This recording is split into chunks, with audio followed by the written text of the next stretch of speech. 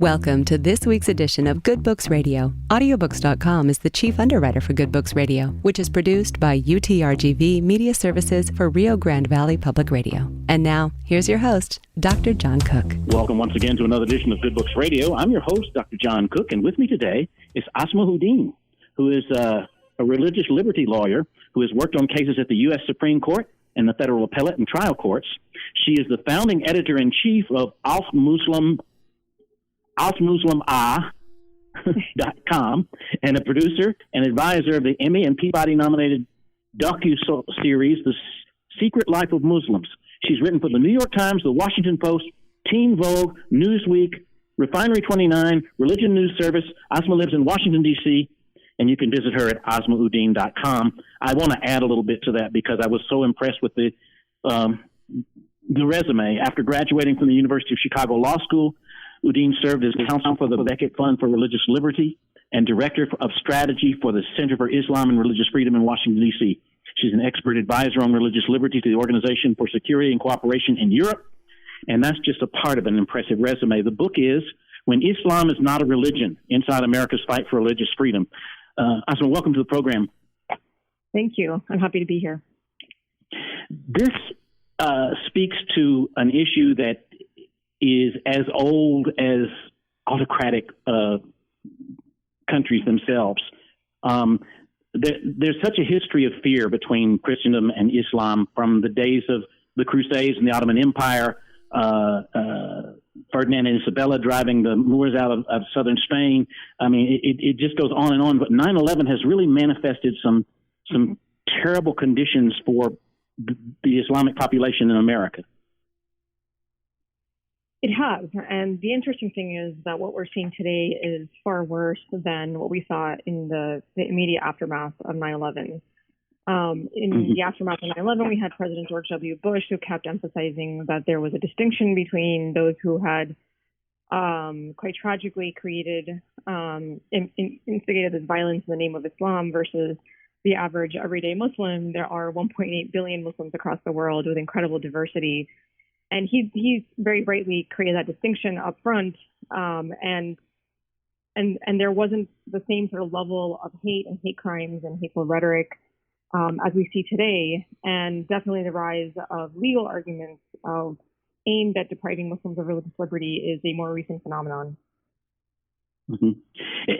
I think that distinction is important, and you address it in the book in several places, but in the introduction you say fearing all Muslims because some Muslims are doing abhorrent things betrays an extreme ignorance of religion in general and Islam in particular.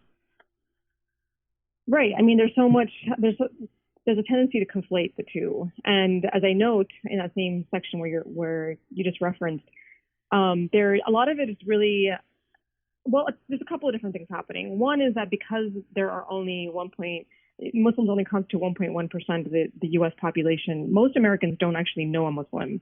And so when you're trying to think of Muslims in Islam, you tend to take your information from what's kind of fed to you, either by media or, as I also point out in the book, a very sort of strategic campaign, highly well-funded by in the millions of dollars. And it's what the Center for American Progress called Fear Inc. It's a number of anti-Muslim agitators who are highly paid to basically spend full time, all day, every day, perpetuating fear and anxieties about Muslims. And a lot of Americans don't realize that. They think that a lot of their concerns might be based on perhaps the constant news coverage or the fact that we live in an age of violence where there's just sort of ongoing acts of extremism and terrorism, not all of them perpetrated by people claiming to be Muslims. But in general, I think we're all kind of experiencing a lot of uncertainty. And so a lot of Americans think that this is where their fear is coming from, but not realizing that it's also a very strategic dissemination of these ideas by people who are paid to do this. Mm-hmm. And we can get into some of the detail about the fear-mongering and the misinformation, but it's important to make this distinction very clear. I mean, Boko Haram and ISIS and Taliban is not representative of Islam as a whole. Yes, absolutely not. And definitely not representative of, I think another thing that happens when it comes to Americans' perceptions of Muslims is that they tend to conflate or sort of lump together Muslims in America with Muslims anywhere and everywhere across the world, right? So they hear about a particular government or government action in a Muslim majority state, and they sort of assume that just because it's a Muslim majority state that government is somehow acting on the basis of Islam, as opposed to, as all governments do, in the name of their own interest. And definitely that is the case with the authoritarian governments that are unfortunately in power in a number of Muslim states. And so there's a sort of mapping onto what's going on abroad, and more specifically, what are these governments doing, or what are these rogue actors doing? And we're going to sort of assume that they have a fundamental shared connection to American Muslims. And from the very beginning of my book, I'm like, we have to create a distinction. We have to understand that what we're talking about when we talk about constitutional rights is our fellow American citizens. You can't keep thinking about American Muslims through this international lens. It's unfair to the American Muslims themselves to have to carry the burden for actions that they have absolutely no control over. But it's also unfair to America, because when we begin to sort of dilute our freedoms and our ideas of the sort of coherence and equality with which we extend these freedoms, what we end up doing is really sort of weakening the law in a way that'll impact people of every religious faith and none. And I think that's an important point that you make throughout the book about how if one group is denied religious freedom, that affects us all. Let's distinguish religious freedom from religious liberty. Okay. Well, I mean, so in the book, I use the terms interchangeably. You know, I do talk about how, like, over time, there's been these different sort of like connotations, you know, between the two different phrases. You know, one having to do with sort of like being able to be free of government restraint, and so on. But I mean, ultimately, for the purposes of the book, I do use those phrases interchangeably. So the escalation of the misinformation, the hate, the fear of Sharia law are coming to fruition in so many different ways. Let's start with Murfreesboro, what happened there when they were trying to build a mosque, and the rhetoric around Sharia law. Right. And so the Murfreesboro, Tennessee case is the case that really kind of inspired so much of what's in this book, in the sense that that was a case that I was involved with at the federal court level, but in the sort of local chancery court, there was an argument made basically in opposition against these plans for the Muslim community there to build a mosque, that, well, the county was wrong in approving these construction plans and using the types of laws that every other house of worship gets to use to sort of help facilitate that approval, because the argument was that Islam is not a religion. It is instead a dangerous political ideology. As you noted, Sharia came up in this, or I should say a sort of distorted conception of Sharia. Sharia is like this bogeyman, and that because there are these, the argument went, because it's a dangerous political ideology, Muslims, and specifically the Muslims of Murfreesboro, Tennessee, should not have access to religious freedom. And it was, again, a chancery court case. The judge in the case allowed these sorts of arguments to go on for many days, as opposed to, you know, understanding that they were, I mean, it was really, some of the questions were extremely vulgar and out of line, and that's a type of thing that you don't typically see permitted in courtrooms. But it kind of gives you an idea of where the judge was sort of emotionally and psychologically on this for him to allow this to go forward. And the U.S. Department of Justice in 2010 actually had to get involved in a chancery court case, probably the first time it ever had to, and filed a brief making the argument that I would have hoped never would have had to. And that argument was that the United States considers Islam to be a religion. And again, that was 2010, so things have changed since then in terms of the type of rhetoric and the frequency with which we see this argument being made now in the public space. And it hasn't helped that this administration has been really strong in their opposition to Islam, the travel ban. I think it was Donald Trump who said, "I think Islam hates us," was one of the quotes in the book. Right. And so this idea of Islam not being a religion, Islam being somehow different from every other religion, is definitely an idea that we hear in different forms, right? It might not come in very sort of explicit form of Islam is not a religion, but it's essentially communicated to us over and over again. I mean, one of the things I talk about in the book is just the rhetoric that we saw during the 2016 presidential elections, and that a number of GOP candidates made it sort of define the election as the quote unquote religious liberty election. This was that is the most important item, and that the candidate would essentially be selected on the basis of who's going to protect religious liberty the best. And yet, simultaneous to this conversation, there were also proposals being put out by a number of different candidates at the time, essentially saying that Muslims had to be surveilled, that there needed to be a Muslim registry, that Muslims had to be banned, that mosques had to be shut down. And so there was a very clear distinction there, being like, well, we're all for religious liberty. We're also saying these things that are very sort of obviously against religious liberty. And so the inference there, of course, is that Muslims somehow don't qualify for religious liberty.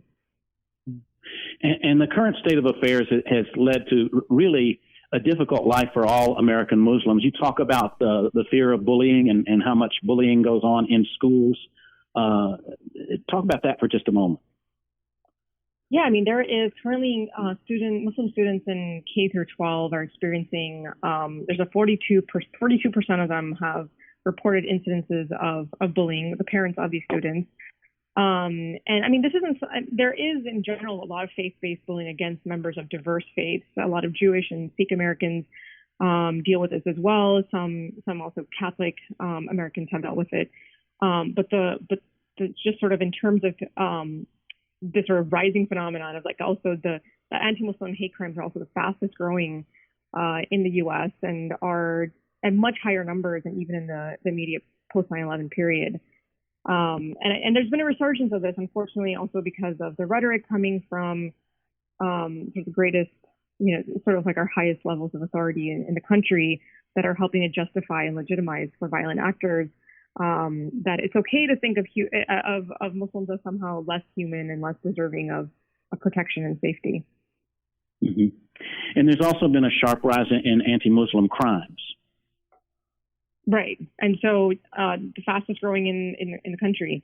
And so the FBI data shows that in 2016, there was a 67% surge in hate crimes. And in 2017, that number has stayed it has stayed high, and it rose by 17% compared to the previous year. Mm-hmm. So just from the level of being a mother, being concerned about your kids not expressing anything ontological or religious based because it might lead to harm on their part. It's difficult to control that, given that you want them to learn from your faith. Absolutely. I mean, so some of the stories that I share in the book, for instance, one of my now 7-year-old in the book, when I wrote it, he was 6. And just like his just sort of fascination with these different prophetic stories, and what many readers might find interesting and new when they read this part of the book is that so many of those stories are shared with the Bible. So there's a lot of overlap in terms of the prophets and the various miracles as between the Quran and both the Old and New Testaments. And so these stories of, for instance, of Jesus, after whom my own son is named. His name is Isa, which is the Arabic equivalent of Jesus. The stories of Joseph and Jonah living in the belly of the whale, and Moses. These are just sort of like the types of stories that kind of help him understand bigger concepts, but also through an element of magic almost. That's something that makes religion magical in the ways that I think a lot of kids can relate to. And so he just has like this sort of love of these stories and a deep appreciation of the different sacrifices that they reflect. And so, of course, naturally, he kind of, just like all kids do, when you get excited about something, you get excited about different stories and characters, you want to share it with your friends. And that's something that when he told me that he talks about this in school, of course, when I'm thinking about the statistic of 42% of parents of Muslim students have reported bullying. And so that is one of many different types of forms of religious expression that I have essentially just been like so scared to sort of hear my kids talking about, because I'm afraid of what that might mean in terms of bullying and violent responses. And let's talk about. Go ahead. Sorry. Yeah, I mean, I think it's so important to understand that in the U.S., like in a place where we have the broadest religious freedom protections in the world, it's really a space where we're supposed to feel comfortable expressing our religion in public and sort of engaging in this sort of speech and expression, and not feel unsafe because of it. So it again sort of ties into what this means in terms of American freedom and in the American public space. Mm-hmm. And extending that a little bit with regard to such things as I may butcher this pronunciation, the hijab, the headscarf. People are abused, mistreated, and all kinds of horrible things are said to them because they're wearing this. They're taken off airplanes and so on. Yeah, and so I think so some of the stuff you're talking about is a phenomenon that's really kind of come to the fore since 2016 elections and continues to happen. The so-called hijab grab, where a woman or girl wearing a headscarf is sort of grabbed by her scarf in a way that it's meant to sort of suffocate her, or otherwise cause her harm. And so now, I talk about a Muslim martial art expert who kind of developed some methodologies to help sort of like battle against hijab grabs, and she trains Muslim women in sort of using this method to defend themselves. I think the hijab for a number of Americans sort of represents, again, all kinds of negative things. A lot of people think of it in terms of the international implications, like what might be happening in certain countries with certain women wearing headscarves, and not realizing, again, that in the context of American Islam, and it has to be thought of in that way. And not to mention that even internationally, it's not the horribly oppressive tool that a lot of Americans think it is. It's not. I mean, the vast majority of Muslim women wear it out of free will. But definitely in the American Muslim context, it is a source of so much pride and a source of self-expression, and a source of modesty. I mean, we live in a society that's sort of saturated with sexuality and the sort of commodification of the female body. And so it is a way of sort of like pushing back against that and resisting that, and understanding all these different very rebellious and resistant strains of thought that go into this. That's really sort of source of empowerment for many women, to then think of that again as a form of self-expression, a form of religious expression, and then seeing that it's essentially being used to instigate sort of physical assault against them. I mean, that's really distressing. And again, we're talking about less than 2% of the population are American Muslims, and there's this rhetoric that, they're going to take over and make Islam the predominant religion and Sharia the predominant law. And you make analogies to other strains on religious freedom. For example, when JFK was running for office, they were afraid he'd be loyal to the Vatican instead of to the United States. So this religious issue is common for other people besides Muslims. Absolutely. So I trace the sort of familiarity, the deep familiarity of this idea of dual loyalty, and this idea which is rooted in the concept of like, well, they're not going to have allegiance to the U.S. Constitution, to American values, because their allegiance lies somewhere else. That was a precise claim made against, as you noted, Catholic Americans in some form. We see it in more subtle forms today with respect to Catholics, and I talk about that towards the end of the book. We've seen it made against Jewish Americans and Mormon Americans. I mean, Mormonism being an American-born religion, it's sort of even more startling that there was a depiction of them as un-American. And we see it again here. And one of the points that I make is that a number of these people making these claims would be the same people who would think that there should be a greater public role for Christianity. And they're sort of always sort of concerned about others, especially people from the left, kind of arguing that, well, if we allow XYZ exemption or XYZ policy, that this is essentially allowing for Christian nationalism or the takeover sort of Christianity in this country. And I'm just like, well, if you have a problem with those arguments, I mean, and if you think that they're unfounded and wrong, then just think about the flip side, because you're making the exact same claim about Muslims, even though, again, Muslims are only, A, that's not their intention, B, it's just like not a pragmatic reality. Muslims constitute only 1.1% of the U.S. population and are by no means in a place of political dominance. We've only now just elected our first couple of Muslim female congresspeople.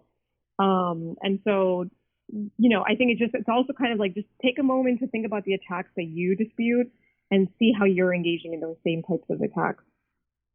Mm-hmm. So what is religious freedom anyway? You talk a lot about Jefferson being a hero of yours because of where he stood on religious freedom. Well, the interesting thing about Thomas Jefferson is that he did have incredibly broad conceptions of religious freedom as one that was protective of people of every religion. And when he was formulating these thoughts, he owned a copy of the Quran. We know this former Congressman Keith Ellison was sworn in with his hand on that Quran. And he had this idea of sort of like one day, he imagined an American society in which there would be American Muslims and in which they would have equal access to religious freedom under the U.S. Constitution. Of course, what was really interesting is that what he didn't realize is that living among his own society at that time were Muslim slaves. I mean, a significant percentage of the slaves that were brought over to the U.S. were Muslim.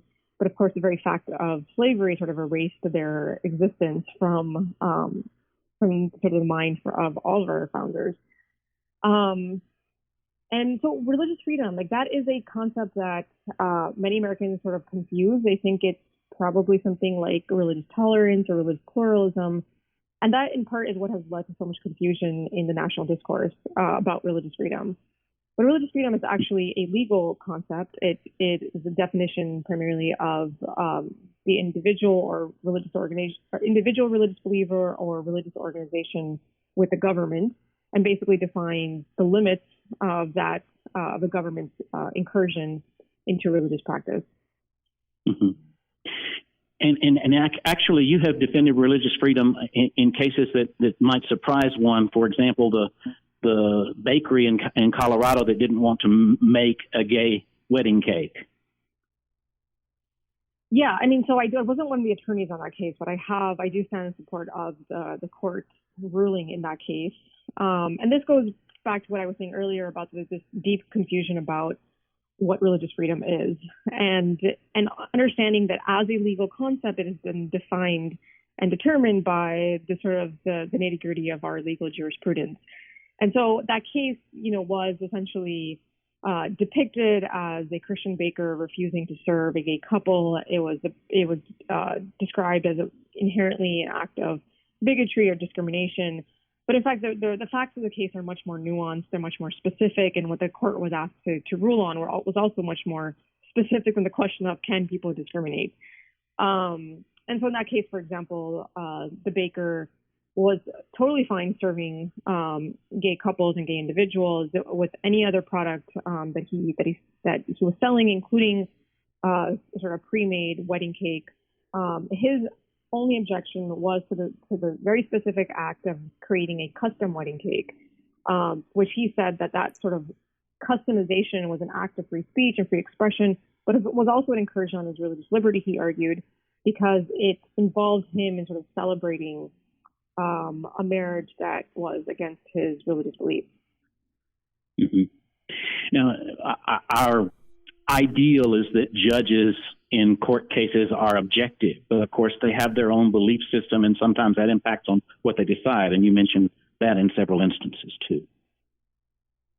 Right. I mean, I think that there's any, professional that we would think that a major job requirement would be impartiality, it would be a judge.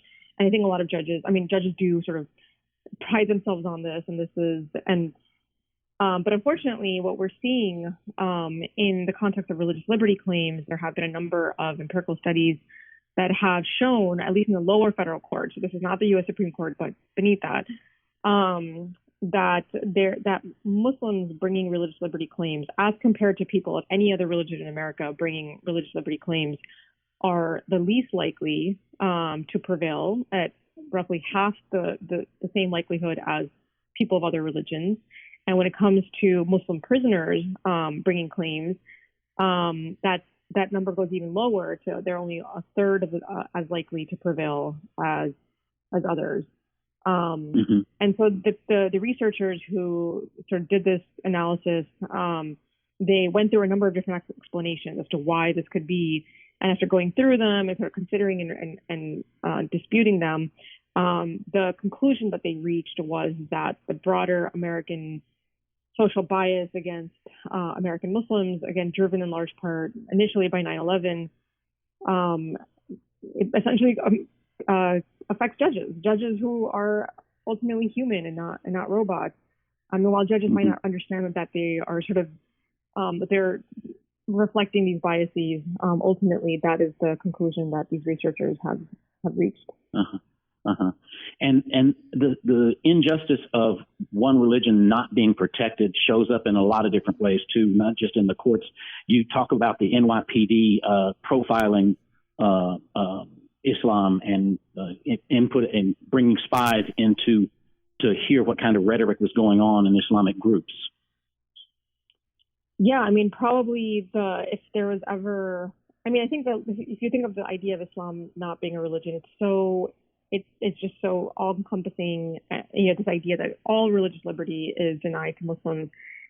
And interestingly, a lot of the types of studies and counterterrorism studies that are forming the type of policies that we saw in implemented by the NYPD essentially do this thing where they might not say all of Islam is not a religion, but they essentially say that the version of it where it's actually practiced devoutly and where people are actually religious, that is the part that's problematic. And that's another example of just like religious practice in a very, very broad way being impacted in America, despite the fact that American, values of religious freedom are the broadest in the world. And so, for example, with the NYPD surveillance case, I mean, I talk about how it just acts of religiosity, just like a woman's decision to wear a headscarf or a man's desire to grow a beard, in sort of conforming with the traditions of the Prophet, praying 5 times a day, or reading Quran, like becoming more religious. Like these things are just sort of very basic, fundamental aspects of religious practice were essentially criminalized and put these people on the radar of the NYPD, who basically spied on them. Simply because they were engaging in acts of religious practice.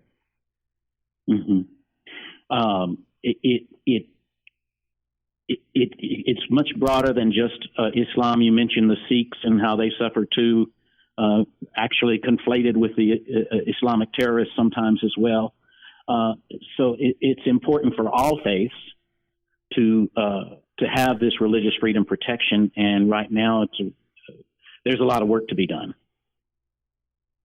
Absolutely. I mean, what's interesting when you mention the Sikh American example is the racialization of Islam and Muslims, right? So when people think of Muslims, they think of people with brown skin. And so the Sikh Americans, many Sikh Americans are South Asian. And so they're having to, they're the victims of anti-Muslim hate crimes without even being Muslim.